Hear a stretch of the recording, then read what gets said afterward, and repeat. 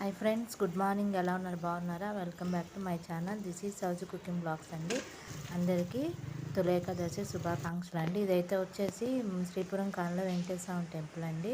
నిన్న వెళ్ళాను. లోపలంతా ఇట్లా ఉంటుంది. హోమగుండం కూడా ఉందండి. మొత్తం అంతా చుట్టూ అమ్మవార్లు ఉన్నారు. రథం ఉంది ఊరేగింపు కోసమని.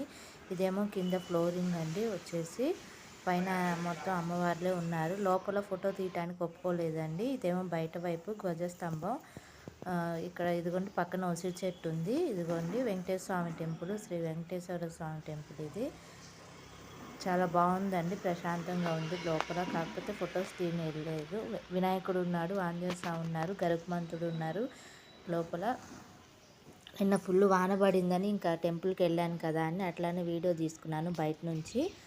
లోపల ఇట్లా ఉంది. తొలి ఏకాదశి కదా, అంతా తోరణాలు అవి కట్టి ఇవాళ ఎందుకు మార్నింగే పెడుతున్నానంటే వీడియో అండి, ఇక్కడ 7 నుంచి 11:30 వరకు ఫ్రీగానే అర్చన చేస్తారట. ఎవరైనా రావచ్చని పంతులు గారు చెప్పారు. యూస్ఫుల్ ఉంటుంది.